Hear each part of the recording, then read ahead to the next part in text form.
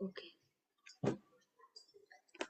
Akashic रेकॉर्ड्सच्या उपचारासाठी वापरायच्या 4 प्रार्थना. ठीक आहे, आपण एकदा आर्कएंजल मेटाट्रॉनची प्रेयर करूया, त्यानंतर आपण सुरुवात करूया. ठीक आहे, सगळ्यांनी आपण एकत्र घेऊया 11 टाइम्स, थोडं लाऊडली. Archangel Metatron, make sure I am at the right place at the right time, doing the right things, inviting the right opportunities. Archangel Metatron, make sure I am at the right place at the right time, doing the right things, inviting the right opportunities. Archangel Metatron, make sure I am at the right place at the right time, doing the right things, inviting the right opportunities. Archangel Metatron, make sure I am at the right place at the right time, doing the right things, inviting the right opportunities. Archangel Metatron, make sure I am at the right place at the right time, doing the right things, inviting the right opportunities.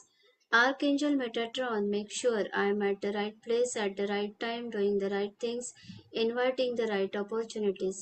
Archangel Metatron, make sure I am at the right place at the right time, doing the right things, inviting the right opportunities. Archangel Metatron, make sure I am at the right place at the right time, doing the right things, inviting the right opportunities.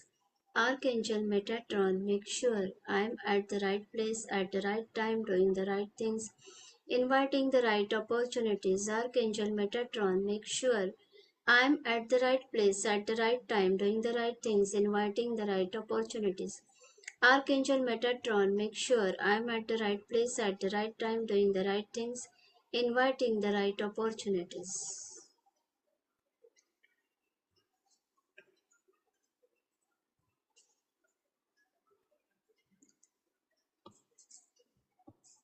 ठीक आहे, तर Akashic रेकॉर्डचे जेव्हा आपण access करणं हा वेगळा part आहे, healing करणं, आकाशिक हिलिंग करणं हा वेगळा पार्ट असतो.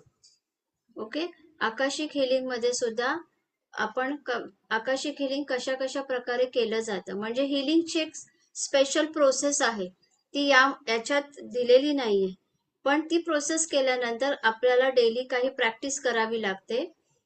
जेव्हा आपण कॉन्ट्रॅक्ट चेंज करतो, आकाशिक हिलिंग मध्ये या सगळ्या प्रोसेस असतात.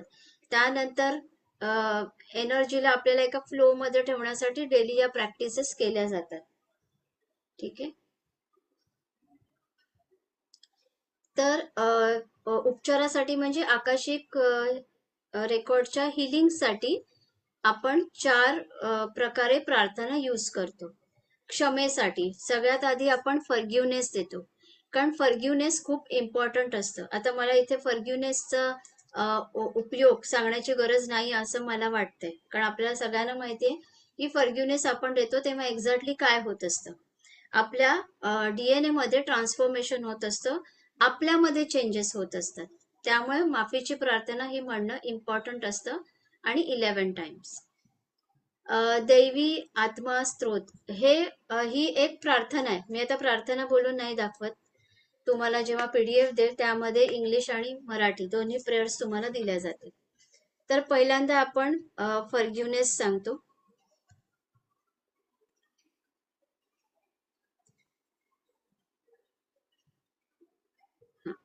त्यानंतर असते शारीरिक अडथळे दूर करण्यासाठी प्रार्थना, कारण आपल्याला बऱ्याच वेळेला आपले फिजिकल ब्लॉकेजेस असतात. ठीक आहे, तर आकाशिक हिलिंग मध्ये ह्या 4 प्रेयर्स कंपल्सरी केल्या जातात, की आपल्याला जे फिजिकल ब्लॉकेजेस असतात, फिजिकल म्हणजे आपले शारीरिक, आपले आजारांमुळे होणारे, त्यामुळे आपली चक्रा सिस्टम बिघडते, त्यामुळे आपला ऑरा सुद्धा आपला इम्बॅलन्स होतो. ऑरामध्ये अनेक पास्टचे आपल्या कार्मिक इम्प्रिंट्स असतात, शॅडोज असतात. आपल्याला कुठली फियर असेल तर ती फियर सुद्धा आपल्या ऑरामध्ये असते, त्यामुळे आपला ऑरा क्लीन होणं खूप गरजेचं असतं. तर फिजिकल, इमोशनल आणि मेंटल तिन्ही लेवलवर आपण हे ब्लॉकेजेस हील करतो या प्रेयरने. त्यानंतर इतरांच्या ऊर्जापासून मुक्त होण्यासाठी प्रार्थना. तर इतरांच्या ऊर्जापासून म्हणजे आपण बऱ्याच वेळेला दुसऱ्या लोकांची एनर्जी सुद्धा घेत असतो. जेव्हा तुम्ही इमोशनली कुठल्याही व्यक्तीशी कनेक्ट होता तेव्हा इनडायरेक्टली त्याच्या कॉर्ड्स तुमच्या बरोबर कनेक्ट होतात आणि या ज्या कॉर्ड्स आहेत या कॉर्ड्सद्वारे त्या व्यक्तीची एनर्जी आपल्यापर्यंत पोहोचत असते. म्हणून फॉरगिव्हनेस का द्यावं? कारण फॉरगिव्हनेस देऊन आपण त्या कार्मिक कॉर्ड्सना कट करतो. पण जेव्हा आपण त्या व्यक्तीला सतत मनामध्ये ठेवून अगदी 10-12 वर्षापूर्वी कोणी आपला अपमान केलाय, कोणी आपल्याला काही बोललं आणि ते आजही आपण आपल्या मनामधनं कॅरी फॉरवर्ड करतोय, म्हणजे त्या कॉर्ड्स आपल्याशी अजूनही कनेक्ट आहेत. तर त्यामुळे बऱ्याच वेळेला इतरांची एनर्जी किंवा इतरांचे फ्रॅगमेंट, सोलचे फ्रॅगमेंट्स पण आपण अट्रॅक्ट करतो. ओके, तर त्यामुळे कुठली अदर एनर्जीज असेल, एंटिटी असेल, काही असेल, तर त्या एनर्जीला आपल्यापासून मुक्त होण्यासाठी एक प्रार्थना असते. इथे पण दिलंय की आधी आहे दुसऱ्यांची इमोशनल एनर्जी असते जे आपण अट्रॅक्ट करतो. नंतर आहे एंटिटीज. कधी कधी आपण कुठल्या अशा निगेटिव्ह ठिकाणी जातो, ठीक आहे, फॉर एक्झाम्पल हॉस्पिटल्समध्ये एंटिटीज असतात आणि ह्या एंटिटीज आपल्या ऑरामध्ये बऱ्याच वेळेला त्यांचे काही पार्टिकल्स सुद्धा आपण अट्रॅक्ट करतो आणि त्यामुळे बऱ्याच वेळेला काही जणांना स्पिरिट अटॅक होतो. तर हे स्पिरिट अटॅक म्हणजे काय आहे? एंटिटीज आहेत. तर या एंटिटीज क्लिअरन्ससाठी आपण आर्कएंजल मायकलच्या सहाय्याने या एंटिटीजना क्लिअर करतो.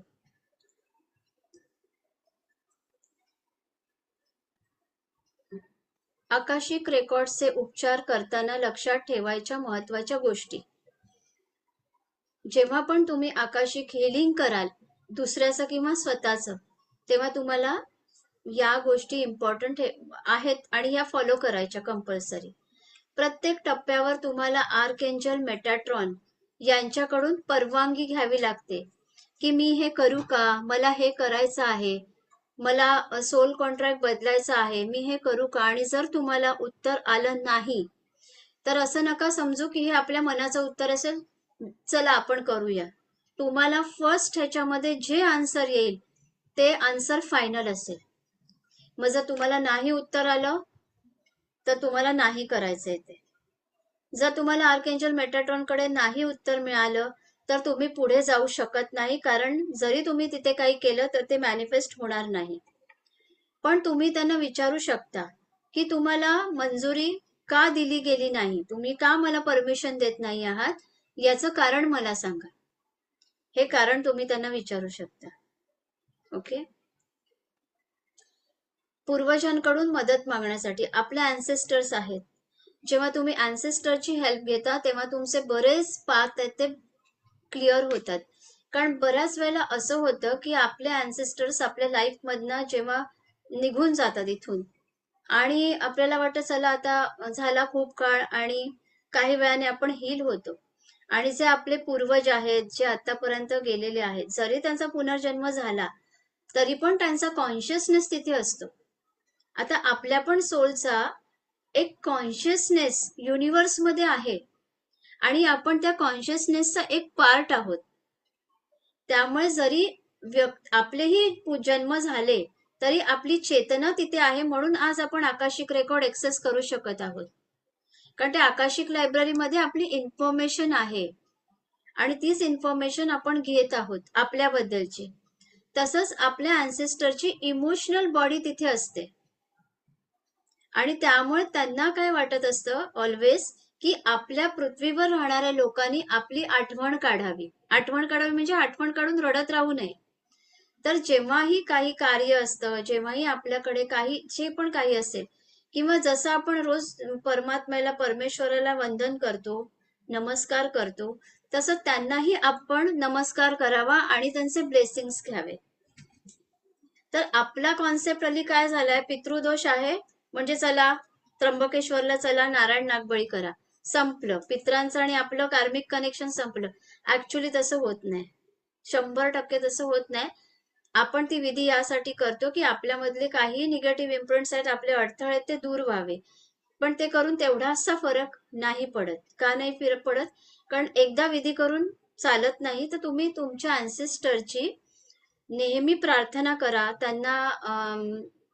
त्यांना विचारा तुम्ही कसे आहात मनामधून, आणि त्यांना प्रार्थना करा की तुमचे ब्लेसिंग्स आमच्या बरोबर राहू दे. आमच्याकडून किंवा माझ्या कुटुंबियांकडनं तुमचं काही राहिलं असेल तर क्षमा करा. आम्ही कुठलं कार्य तुमचं करू शकलो नाही तर आम्हाला क्षमा करा. पण तुमच्या ब्लेसिंग्सची आम्हाला खूप गरज आहे. असं जरी बोललात ना तरी ते आनंदी होतात. प्रत्येक अमावस्येला जर तुम्ही तर्पण केला, तर हा त्यातला कॉन्सेप्ट नाही, पण मी सांगते, तर्पण क्रिया केली तरी तुमचे अँसेस्टर्स तुमच्यावर खूप खुश होतील, आनंदी होतील. त्यांच्या नावाने तुम्ही साऊथ वेस्ट डायरेक्शन आपल्या वास्तूमधलं हे अँसेस्टरचं असतं. त्यांच्या नावाने मातीच्या पणतीमध्ये तुम्ही एक तुपाचा दिवा जरी रोज लावला आणि त्यांना ही प्रार्थना म्हणालात तरीही ते तुमच्यावर खुश होतील. तर आपल्या लाईफमधले 50% प्रॉब्लेम्स हे अँसेस्टर्स कडनं आलेले असतात. जेव्हा तुमची प्रगती होत नाही, तुम्हाला सुख मिळत नाही, फायनान्शियल गेन्स होत नाहीत, संतती सुख मिळत नाही, ठीक आहे, वैवाहिक सुख मिळत नाही, डिले होतात, तेव्हा समजायचं की आपल्या अँसेस्टर कर्सेस आहेत किंवा आपले अँसेस्टर नाराज आहेत. आणि जेव्हा तुम्ही त्यांची मदत मागता आणि त्यांना प्रार्थना करता तेव्हा ते तुम्हाला हेल्प करतात. ओके. नेक्स्ट आहे तुमचे नसलेले आत्म्याचे भाग मुक्त करण्यासाठी, to release the soul parts that don't belongs to you. तर याच्यामध्ये काय असतं? ओके.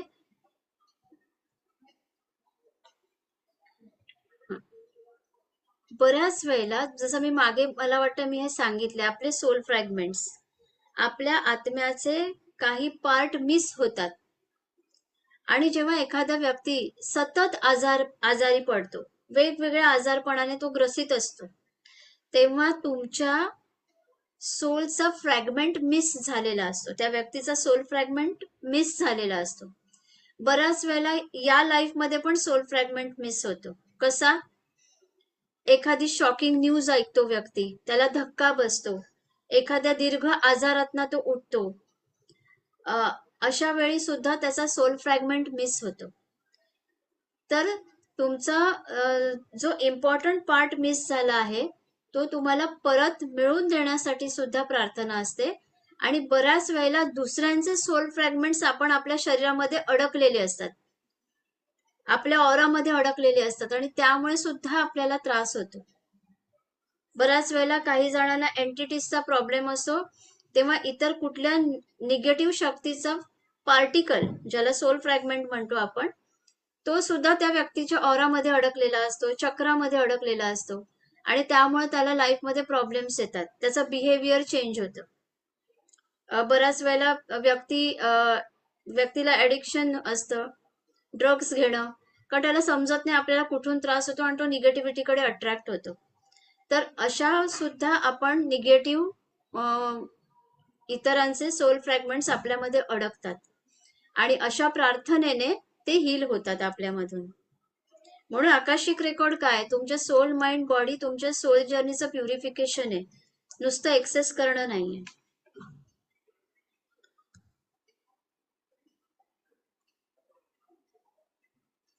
ठीक आहे.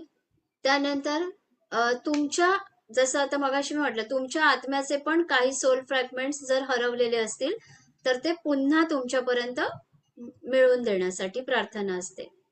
To release past life trauma imprints, की बऱ्याच वेळेला तुमच्या पास्ट लाईफ मध्ये जे तुम्हाला काही ट्रॉमा, तुम्ही खूप निगेटिव्ह फाईल बघितलेली आहे, म्हणजे असं काही तुमच्या लाईफमध्ये घडलंय त्या लाईफमध्ये, तर तो इव्हेंट तुमच्या सबकॉन्शियस मध्ये तो धक्का इतका बसलेला असतो की या लाईफमध्ये, तुमच्या लाईफमध्ये त्यामुळे अशा अनेक निगेटिव्ह गोष्टी होत असतात. आपण म्हणतो या लाईफमध्ये तर असं काही मी कधी बघितलं नाही, तरी या लाईफमध्ये माझ्या बरोबर असं का घडतंय? कारण ती पास्टची मेमरी तुमच्या आतमध्ये जोपर्यंत ऍक्टिव्ह आहे तोपर्यंत तुम्ही समोर तेच बघणार. प्रत्येक गोष्ट आयुष्यामध्ये जी तुमच्या समोर तुम्हाला दिसते आणि घडते त्याचे कुठेतरी परिणाम तुमच्या पास्ट मधनं आलेला आहे. तुमचं पास्ट लाईफ जे आहे त्याचा जो व्हिडिओ तुमच्या आतमध्ये आहे, त्याचे जे इम्प्रिंट्स ज्याला म्हणतो आपण, इमेजेस तुमच्या सबकॉन्शियस मध्ये आहेत. त्याचमुळे बाहेरच्या जगात तुम्ही त्या गोष्टी घटना अट्रॅक्ट करत आहात. तर त्यामुळे ते आघात, ते फोबिया, फिअर जे काय आहे, हे आपण क्लिअर करतो प्रेयर्सने.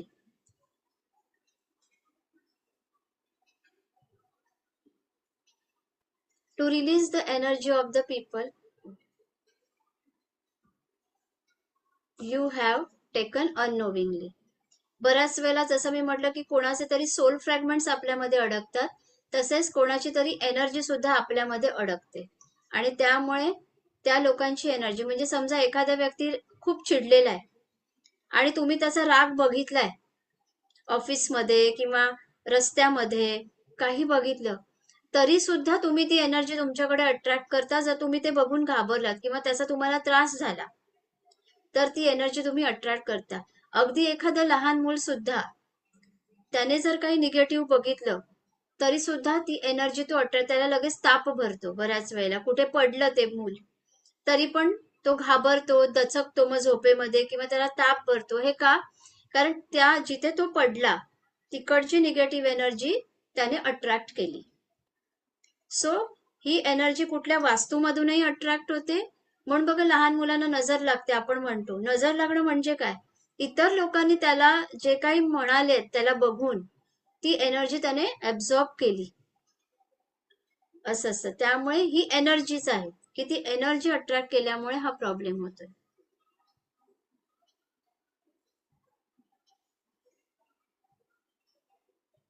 जेव्हा तुम्ही आकाशिक रेकॉर्ड एक्सेस कराल, तेव्हा तुम्हाला जे काही मेसेजेस मिळतात ते तुम्ही कसे आत्मसात कराल, त्यासाठी ही प्रेयर आहे. जेव्हा आपण करू तेव्हा मी तुम्हाला समजावेन. स्वतःसाठी योग्य जीवनसाथी आकर्षित करण्यासाठी, की परफेक्ट लाईफ पार्टनर मिळाला पाहिजे, यासाठी सुद्धा तुम्ही आकाशिक रेकॉर्ड करून ही प्रेयर करू शकता. आपल्या विचारांमध्ये क्लॅरिटी येण्यासाठी. जर आपल्याला बऱ्याच वेळेला डिसिजन मेकिंग पॉवर आपल्यामध्ये नसेल, तर त्यासाठी सुद्धा तुम्ही आकाशिक रेकॉर्ड्सच्या या प्रार्थनेचा उपयोग तेव्हा करू शकता. आपल्याला फॅमिलीला शाप मिळतो, कर्सेस असतात, कौटुंबिक फॅमिली कर्स असतो, आपल्या पूर्ण कुळाला शाप दिलेला असतो. त्या शापातनंही मुक्त होण्यासाठी एखाद्या व्यक्तीबरोबर, म्हणजे एखाद्या सोल बरोबर आपले जे सोल कॉन्ट्रॅक्ट आहे, हे सोल कॉन्ट्रॅक्ट काय आहे हे अंडरस्टँड करण्यासाठी, समजून घेण्यासाठी, की चला आता हजबंड वाईफ आहेत आणि त्यांच्यामध्ये खूप रिलेशनशिपमध्ये प्रॉब्लेम्स होत आहेत, तर हे प्रॉब्लेम्स का होत आहेत, किंवा बॉस आणि एम्प्लॉई आहेत तर का आमच्यामध्ये हे प्रॉब्लेम्स होत आहेत, बिझनेस पार्टनर आहेत तर का आमच्यामध्ये हे प्रॉब्लेम्स होत आहेत, हे समजून घेण्यासाठी. काय असं सोल कॉन्ट्रॅक्ट आहे आमचं ज्यामुळे अशी सिच्युएशन आलेली आहे. जेव्हा कुठलंही नातं खूप निगेटिव्ह आहे, सक्सेसफुल नाहीये, अपयशी नातं आहे ते, तर त्या नात्याचं सुद्धा ट्रुथ बघण्यासाठी आपण आकाशिकचा यूज करू शकतो. की ती प्रार्थना आहे, ती प्रार्थना म्हणाल्याने तुम्हाला समजेल की असं काय आहे, ते मला ट्रुथ कळू दे, की ज्यामुळे हे नातं इतकं निगेटिव्ह होत चाललं आहे.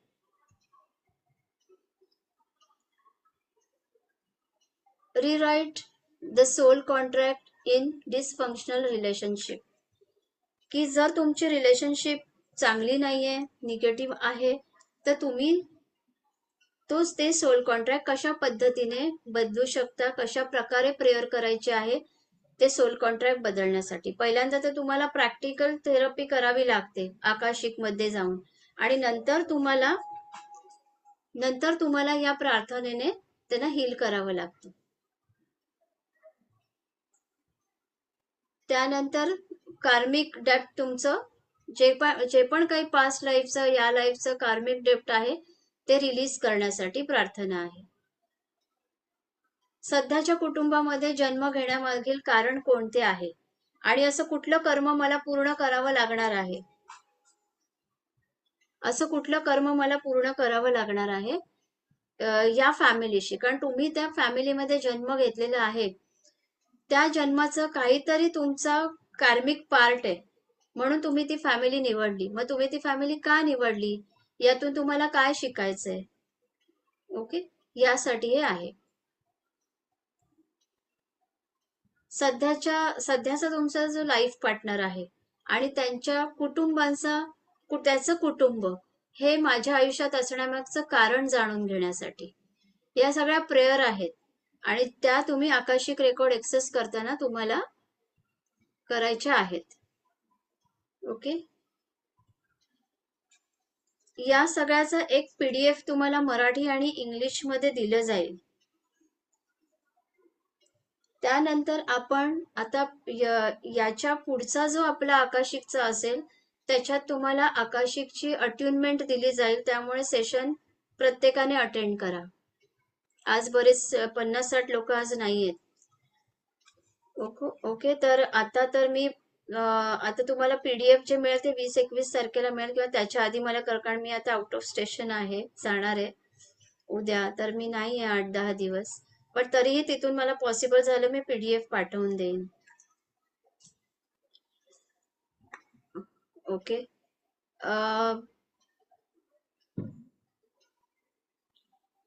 किती जण पुढच्या शनिवारी नाहीये, पुढच्या शनिवारी होणार नाही, त्याच्या नेक्स्ट सॅटर्डेला आहे. नेक्स्ट सॅटर्डेला आहे.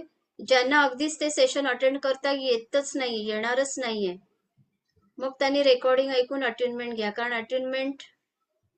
अट्युनमेंट सारखं होणार नाहीये. अट्युनमेंट त्यावेळेला एकदाच होणार आहे मेटाट्रॉनची. नंतर जे अटेंड नाही करू शकणार त्यांनी रेकॉर्डिंग ऐकून अट्युनमेंट घेऊ शकता.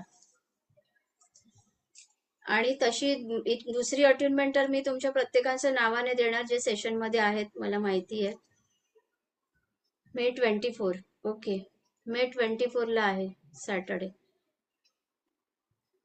पुढच्या शनिवारी सेशन होणार नाहीये, त्याच्या पुढच्या शनिवारी. आणि बघा, प्रत्येक वेळी कोणी ना कोणीतरी नसणार. प्रत्येक जण मला सांगतो या शनिवारी मी नाहीये, त्या शनिवारी मी नाहीये, पण सेशन मी थांबवू नाही शकत नेक्स्ट, कारण मीच अवेलेबल नाहीये म्हणून माझ्याशिवाय दुसरं कोणी नाहीये सेशन घेणार, त्यामुळे सेशन होणार नाही. माझ्या व्यतिरिक्त कोणी असतं तर मी त्यांना सांगितलं असतं घ्यायला, पण मी सेशन बुडवलं नसतं. ओके, त्यामुळे प्लीज जे नाही आहेत त्यांनी असं सांगू नका की तुम्ही मॅडम घेऊ नका, असं मी नाही करू शकत. कारण प्रत्येकाचा कोणाचा ना कोणाचा प्रॉब्लेम येणारच प्रत्येक शनिवारी.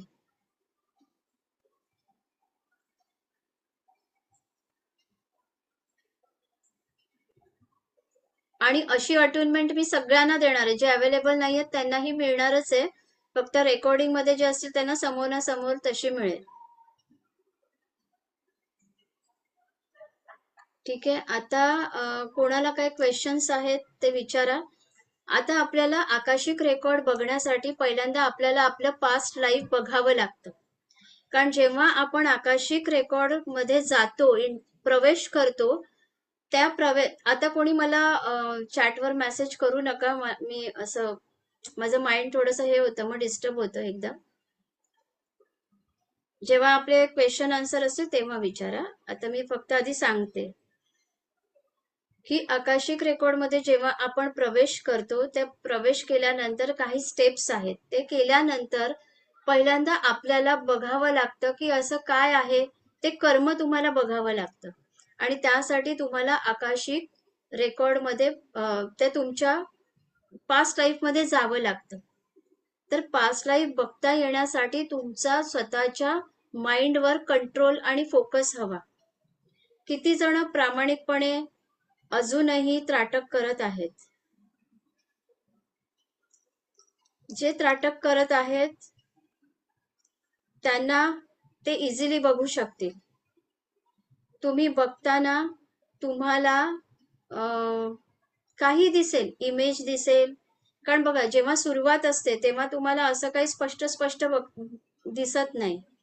ठीक आहे, तुम्हाला इमेज दिसेल, काही ना काहीतरी दिसेल, त्यातनं तुम्हाला शोध लावायचा असतो की मला हे दिसलं, याचं हे कारण आहे. आणि हळूहळू तुम्हाला तो व्हिडिओ दिसूही लागतो. मागच्या वेळी जे रिट्रीटमध्ये आलेले होते, बऱ्याच जणांनी पास्ट लाईफ स्वतःच बघितलं. त्यांना जे आम्ही पास्ट लाईफ रिग्रेशन प्रॉपर तिथे शिकवलेलं, तेव्हा त्यांनी पास्ट लाईफ स्वतःच बघितलेलं की आपण कोण होतो ते स्पष्ट दिसतं. पण जेव्हा तुम्ही मेडिटेशन थ्रू दिसतं तेव्हाही दिसतं. आता तुम्ही किती प्रॅक्टिस करताय त्यावर आहे. ओके. तर आता मी क्वेश्चन आन्सर घेते आणि मग आपण पास्ट लाईफ रिग्रेशनचं मेडिटेशन करूया. आणि त्या मेडिटेशनची प्रॅक्टिस प्रत्येकाने रोज करायची. ठीक आहे. मेडिटेशन करायचं आणि त्यानंतर तुम्हाला काय दिसलं हे तुम्हाला लिहून काढायचंय. एक जर्नल बनवा स्वतःचं. डेट लिहा की आज मेडिटेशन केले डेट आणि आज मी काय पाहिलं. जे पण तुम्हाला विदाउट काही आपण माइंड यूज नाही करायचंय. जर तुम्ही तुमचं माइंड यूज केलं त्यामध्ये कॉन्शियस माइंड आहे ना खूप मध्ये मध्ये मध्ये मध्ये तुमच्या येणार. पण त्याला इग्नोर करायचं आणि जे दिसतंय त्याला सरेंडर व्हायचं. काही दिसू दे. अगदी तुम्हाला समोर एक उंदीर दिसला तरी समजायचं हे काहीतरी पास्ट लाईफचं निशाणी. तिथे माइंड यूज नाही करायचं. कारण असं पाहिजे इतक्या फ्लो मध्ये तुम्ही पाहिजे की तो उंदीर दिसला तर त्या उंदराची माझं काहीतरी कनेक्शन आहे. हे मी सांगते एक एक्झाम्पल आहे की तुम्हाला काही दिसू शकेल. म्हणजे तुम्हाला नो माइंड स्टेट मध्ये ते बघायचं असतं. आता अजून एक मी तुम्हाला प्रॅक्टिस देते. ती डेली करायची. जस्ट बघून घ्या आधी. इमॅजिन करायचं तुमच्या इथून, ठीक आहे, इथून हा आपलं हे आहे ना, हा पॉइंट आहे आय कॉर्नरचा. डोकं दुखल्यावर आपण कुठे दाबतो? इथे. हे पॉइंट, ठीक आहे. तिकडनं थोडं मागे जा म्हणजे कान, तुमचा कान आहे ना, कानाचा मध्यभाग. हा, तिथून थोडस मागे जा. ही लाईन आली पाहिजे, इकडनं ही लाईन आली पाहिजे आणि कानाचा मध्यभाग जो आहे त्याच्या वरचा पोर्शन बरोबर. हा, आणि इथून ही लाईन मॅच करा. ठीक आहे, सरळ, ही सरळ लाईन आणि कानाच्या वरचा मध्यभाग. आता इमॅजिन करा डोळे बंद करून तुमच्या इथून एक तार टाकलीये. तार, एक सिल्वर अशी कॉर्ड गेली, इथून गेली आणि इथून बाहेर आली. कुठल्याही एका साईडने आत घाला, डावं उजवं असं काही नाहीये. इथून गेली आणि इथून बाहेर आली. ठीक आहे, इमॅजिनरी. हा, आता तुमच्या थर्ड आय मधनं त्याला घाला. इथून समोर एक घाला आणि ती मागून बाहेर काढा. आता दोन्ही तारा घातल्यावर तुमचा जो इंटरसेक्टिंग पॉइंट तयार होतो प्लस. ओके, प्लस झालं. इकडनं पण तार गेली, इथून पण तार गेली. तुमच्या ब्रेनच्या मधल्या पोर्शन मध्ये प्लसचं साईन झालंय. त्याचा सेंटर पॉइंट घ्या. त्या सेंटर मध्ये तुम्हाला एक छोटासा ब्ल्यू डॉट क्रिएट करा. डोळे बंद करा सगळ्यांनी आणि एक त्या सेंटर मध्ये ब्ल्यू डॉट बघा.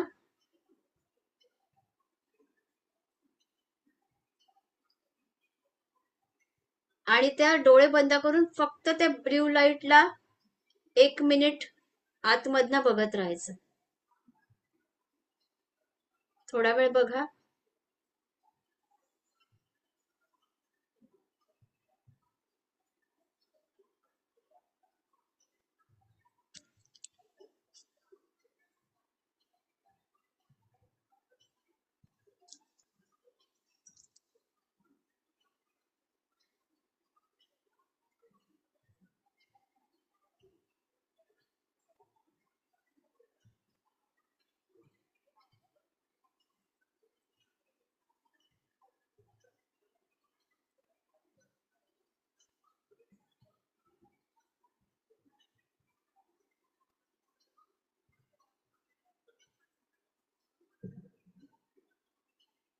ठीक आहे, डोळे ओपन करा.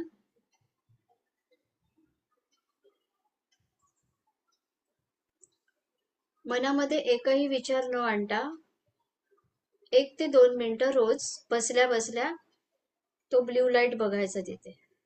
तिथे आपली पिनियल ग्लँड आहे. ओके, पण जेव्हा तुम्ही त्या ब्ल्यू पॉइंट कडे बघता, हा तुमच्या सोलचा लाईट आहे. ओके, हळूहळू तुमच्या, जसं तुम्ही त्या लाईट कडे बघाल ना, तुमची आतून तुमचं ऍक्टिव्हेशन जास्त स्ट्रॉंग होईल. मिस्टिका कोयले किती जण करत आहेत? अजून सगळे करतायत? गुड. येस. ओके.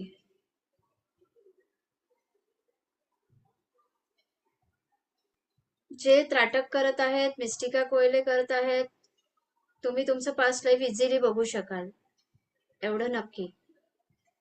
जेही दिसेल ते तिथे काहीच यूज करायचं नाही, म्हणजे दिसेल ते तुम्हाला लिहून काढायचं, हे मी बघितलं, आणि नंतर मग त्यावर बघायचं की हे काय दिसलं.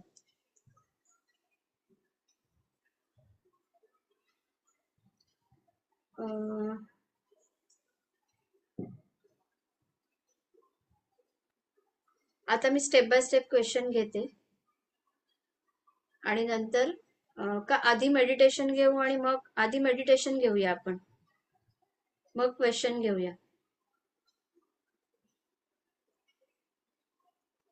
ओके, आधी मेडिटेशन घेऊया आपण.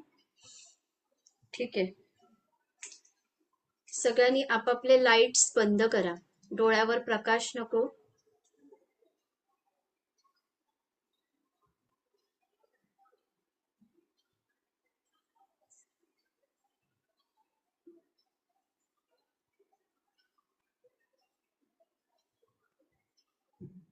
आणि अगदी पाठ टेकून रिलॅक्स बसा. ज्यांना पाय वगैरे पेन होतात मांडी घातला त्यांनी पाय वगैरे पसरून बसा. ठीक आहे, एकदम रिलॅक्स बसा. अगदी ज्यांना बसायला त्रास होतो, पाठीचा त्रास, कंबर दुखते, त्यांनी झोपा, काही प्रॉब्लेम नाही, ब्लूटूथ यूज करा आणि झोपा.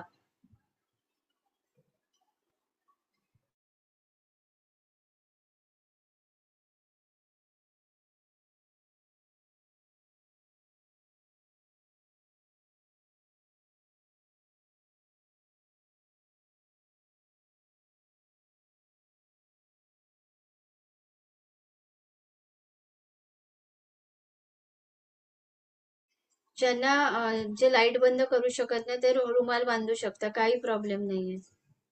ज्यांना असं वाटतंय की आम्ही लाईट बंद करू शकत नाही, रुमाल बांधू शकतात. चला, पुढील 2 मिनिटांमध्ये आपण सुरुवात करणार आहोत, तोपर्यंत रेडी राहा. इथे हे रेकॉर्डिंग मी थांबवतेय.